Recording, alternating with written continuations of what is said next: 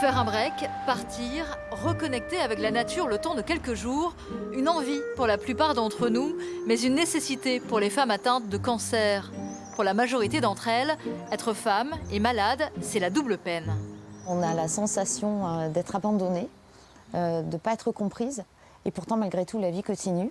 Il y a la vie de famille, la vie professionnelle, et où on a l'impression que tout le monde, petit à petit, tourne le dos, parce que le mot cancer fait peur. Cette maladie, Jean-Pierre ne la connaît que trop bien. Ce combat, il l'a mené une décennie entière aux côtés de sa femme. Accueillir les guerrières du cancer quelques jours gratuitement ici, c'était son idée. Pendant 10 ans, nous avons rencontré des dizaines et dizaines de femmes en soins.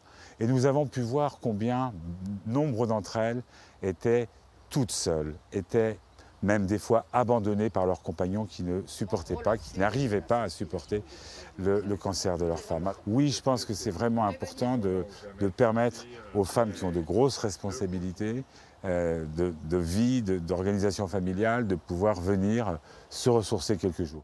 Une oasis dans un quotidien rythmé par les traitements, les analyses et l'attente.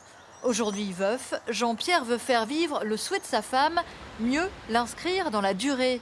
Un partenariat est né avec la Ligue contre le cancer qui reconnaît les bénéfices de ces séjours. De quoi nourrir le fighting spirit, cet état d'esprit combatif face au cancer. C'est vrai que le moral permet de mieux traverser la maladie.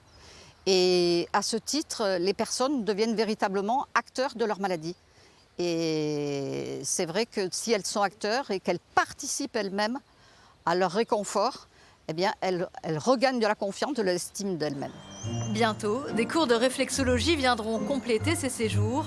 En attendant, Jean-Pierre espère que sa démarche fasse boule de neige et que d'autres propriétaires de gîtes le rejoignent.